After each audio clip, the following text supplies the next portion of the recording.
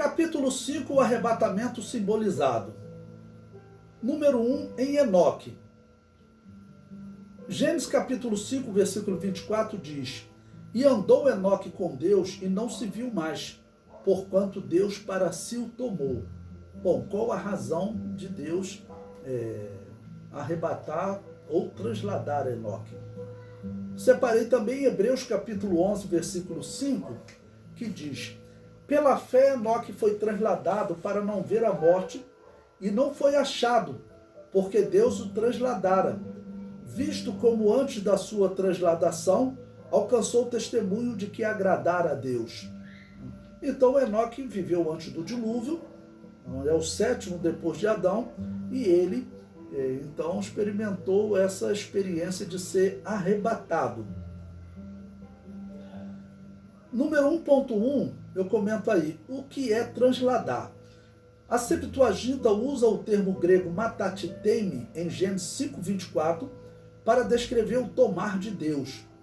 No épico de Gilgamesh é falado num herói que teria sido transladado para habitar com os deuses. Certamente essa é uma referência à transladação de Enoque. Pode ser. Eu falo por quê? O épico de Gilgamesh é uma história que, segundo arqueologia, os babilônios ou os assírios que viviam naquela região da Mesopotâmia, eles escreveram sobre o dilúvio. Todos aqueles povos que viviam ali na Mesopotâmia, claro, eles descendiam de Sem, que habitou naquela região. E todos os povos que habitavam o mundo, todos eles descendem do dilúvio. Tanto que nós encontramos falando do dilúvio aqui entre os maias. E esse épico de Gilgamesh, eles falam, exatamente de um homem, tá bom, que foi salvo em um barco, tá ok? Fala de um homem também, um herói que foi habitar com os deuses. Bom, diz que ele foi trasladado para não ver a morte. Hebreus 11:5, Pela fé, Enoque foi trasladado para não ver a morte. O termo morte tem vários sentidos na Bíblia. Qual seria o sentido neste texto da carta aos Hebreus? Seria a morte física ou seria simbólico? Se for a morte física, o texto não nos ajuda muito. Porém, se for simbólico, nos ajuda. Como símbolo, o autor aos Hebreus teria em mente a corrupção geral do gênero humano e o dilúvio. Logo, Enoque teria sido trasladado para não ver a morte, ou seja, não ver a morte espiritual dos homens, o que resultaria na terrível morte que seria o dilúvio, morte física. Se o dilúvio é um símbolo da grande tribulação, como parece ser, logo nós teríamos em Enoque um símbolo de que a igreja não passará pela grande tribulação, certo? Ou seja, a igreja ela é protegida antes. Número 1.3, ainda falando de Enoque, ele é o sétimo depois de Adão. Judas, versículo 14. E destes profetizou também Enoque, o sétimo depois de Adão, dizendo: Eis que é vindo o Senhor com milhares de seus santos. Então Judas ele é inspirado para falar de uma profecia que Enoque fez antes do dilúvio. E essa profecia certamente passou por tradição, e nós conhecemos a história que teve um livro que teria pegado essa profecia, juntado outras cerca de 200 anos antes do Novo Testamento. Escreveu então um livro de Enoque, mas teria juntado outros textos que seriam apócrifos. Mas Judas foi inspirado por Deus para dizer que Enoque profetizou sim. O comentário diz: olhando a genealogia de Adão através de Sete, concluímos que Enoque era o sétimo depois de Adão. Só vê a sequência de filhos, Ele é o sétimo. Isto aumenta a possibilidade de Enoque ser um tipo da igreja arrebatada na sétima era, que é a era de Laodiceia, como foi visto no estudo das 7 cartas, 7 igrejas do Apocalipse. Certamente Judas tinha isto em mente quando comentava sobre a profecia de Enoque e fez a observação: o sétimo depois de Adão. Então veja, no Apocalipse nós estudamos as 7 cartas, a igreja ela é dividida em 7 eras, a história da igreja ela é dividida em 7 eras. E é interessante ver que o homem que foi arrebatado antes do dilúvio, para simbolizar a igreja, ele é o 7º depois de Adão. Número 2, vamos falar agora na figura de Noé, como símbolo. Primeiro vimos o arrebatamento simbolizado em Enoque, agora o arrebatamento simbolizado em Noé.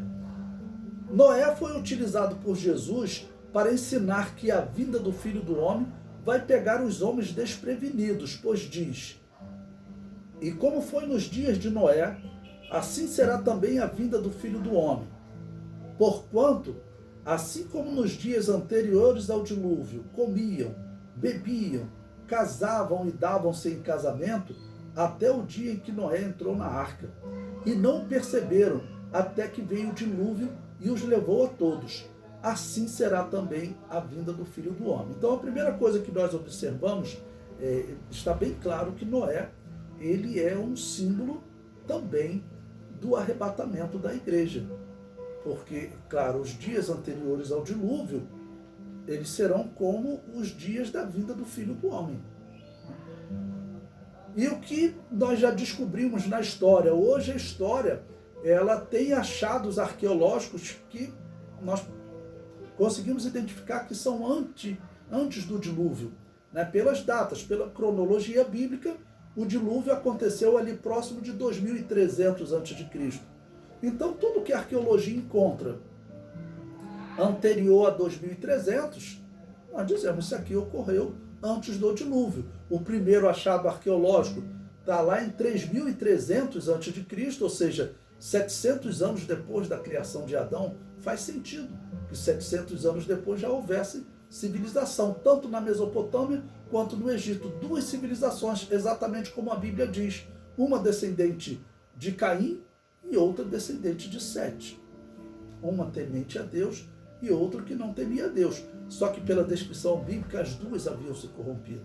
E a arqueologia fala isso. Os povos que viviam na região da Mesopotâmia, com data anterior a 2300 a.C., estavam todos envolvidos em idolatria. Idolatria que parece ter atingido até Adão e Eva. Adão e Eva teriam se tornado objeto de idolatria, é o que a arqueologia evidencia. Bom, o que mais nós podemos falar sobre Noé e a simbologia do arrebatamento da igreja? Observe, em 2 Pedro 2,5, ele vai falar sobre Noé e dá uma característica, falando da missão de Noé antes do dilúvio, que nós podemos aplicar à igreja. Diz assim o texto: e não perdoou ao mundo antigo, mas guardou a Noé, pregoeiro da justiça. Até esse ponto. Então, o que significa Noé ser um pregoeiro da justiça? Noé, o dilúvio, ele veio quando Noé tinha 600 anos de idade.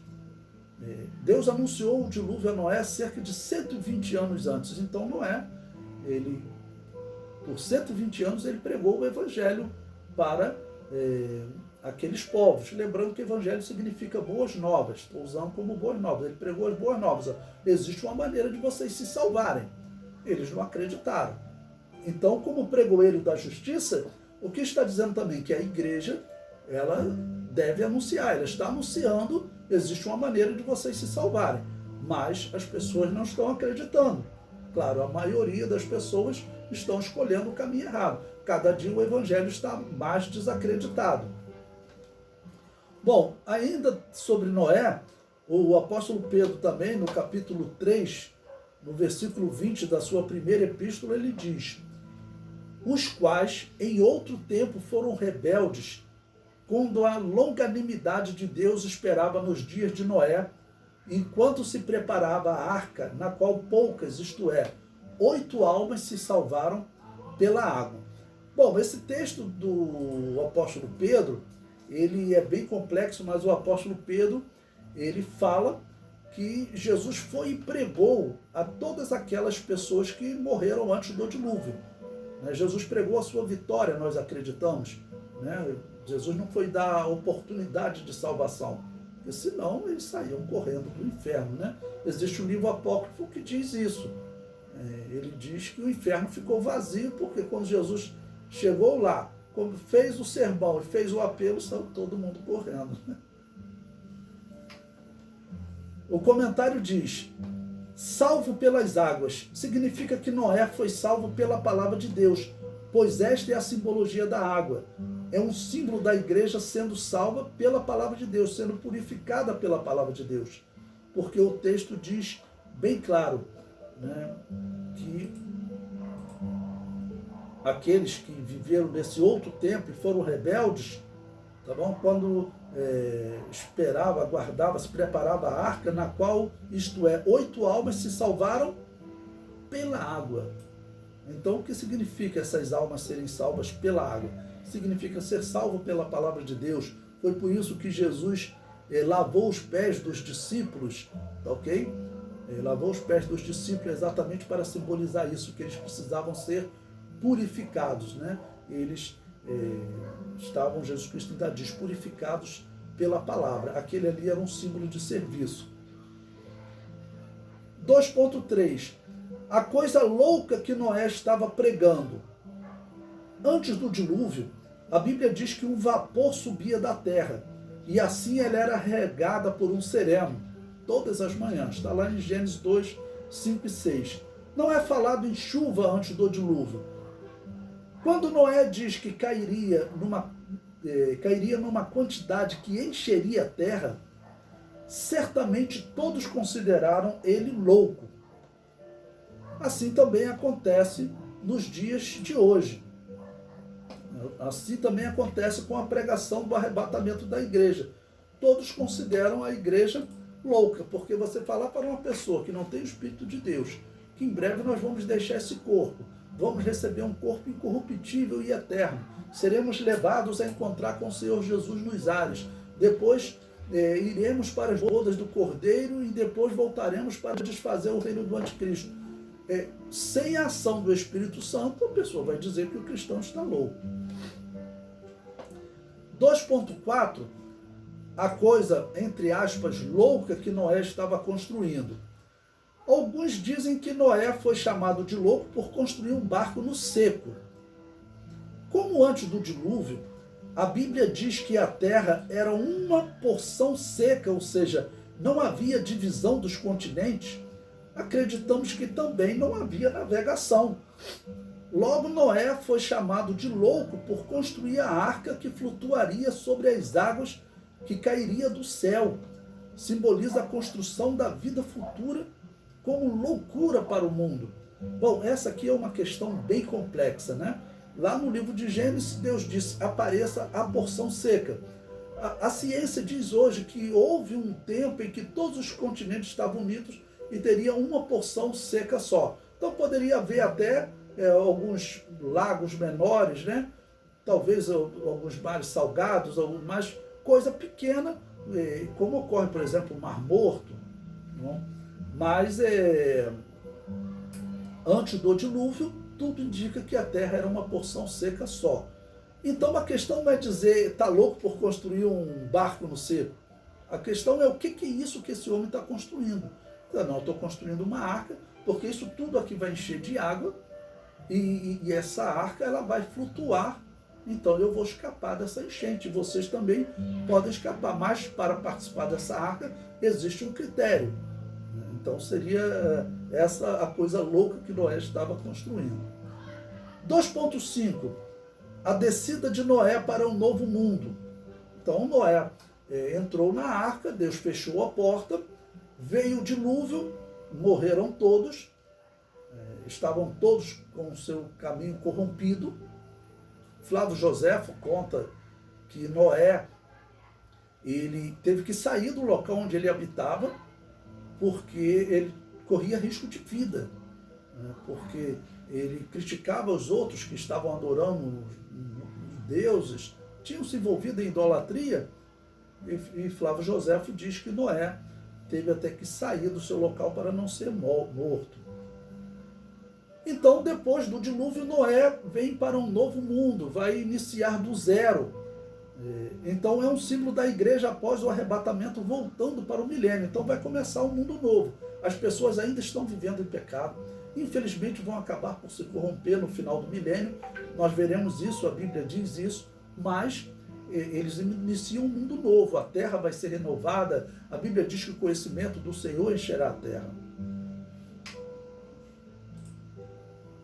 Número 3. Vamos ver agora a simbologia em Ló. Ló saiu de Sodoma. Bom, nós conhecemos a história da destruição da cidade de Sodoma, e é interessante que o anjo ele fala bem claro para Ló que ele não poderia fazer nada enquanto Ló não saísse dali. Ele não poderia trazer aquela destruição sobre aquela cidade. Então vamos ler esse texto do livro de Gênesis, capítulo 19, versículo 22 e 23. Olha: apressa-te, escapa-te para ali, porque nada poderei fazer enquanto não tiveres ali chegado. Por isso se chamou o nome da cidade Zoar. E aí saiu o sol sobre a terra quando Ló entrou em Zoar, ou seja, ele saiu da cidade, tá ok? Então, Ló, ele ficou livre daquela destruição. Aquela destruição ali, ela é um símbolo do que vai acontecer na grande tribulação. A Bíblia fala em grande mortandade, em 50% da população da terra morrendo. Então, e é uma destruição por causa do pecado.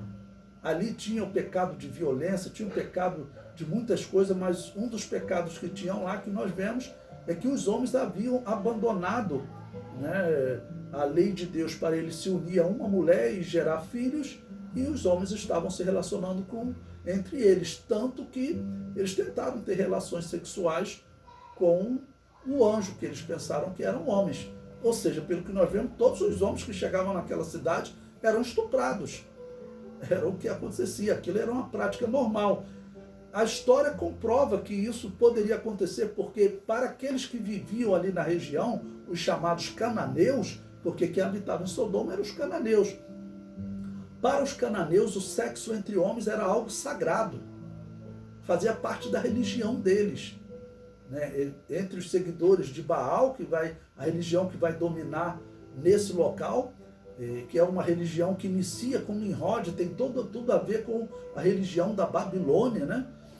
Então, o culto a Baal envolvia um grupo que eles chamavam as nossas traduções chamam de rapazes escandalosos, mas que no original eles chamam de sacerdotes sagrados. Ou seja, eles eram sacerdotes de Baal, tinham relações sexuais com outros homens, por isso eram chamados também de prostitutos sagrados. Então isso era normal naquela região dos cananeus. Então isso foi falado exatamente como um símbolo para o futuro também. Durante a grande tribulação, o homossexualismo será predominante. Alguns dizem até que o anticristo será um homossexual, porque está dito que ele não fará caso do amor de mulheres. Não? Essa é uma hipótese. 3.2. O local para onde Ló foi levado. Ló foi levado para um lugar seguro, de maneira que as coisas que viriam sobre Sodoma não o atingiriam. Assim será também com a igreja no momento do arrebatamento. A grande tribulação não vai atingi-la. Bom, então, como eu disse em outro momento, não é questão de fugir, é pela simbologia e pelas doutrinas que nós veremos mais à frente. As 70 semanas é um dos pontos que realmente evidenciam que a era da igreja termina antes.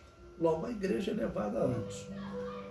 Bom, número 4, falando de simbologia, vamos falar de Isaac. Deixei um texto para vocês lerem, que é longo. Gênesis capítulo 24, versículos 1 a 67. Eu comento. Observe alguns detalhes na vida de Isaac que simbolizam o arrebatamento. Isaac não tornaria a terra de onde Abraão saiu. Quando você lê Gênesis capítulo 24, versículos 5 e 6, o servo que vai buscar a noiva, ele pergunta para Abraão: olha, se a noiva não quiser vir, eu levo o teu filho lá? Abraão diz: Não, o meu filho não vai pisar naquela terra, tá certo? Vamos ler esse texto, Gênesis capítulo 24, versículos 5 e 6, que diz: E disse-lhe o servo: Porventura não quererá seguir minha mulher a esta terra?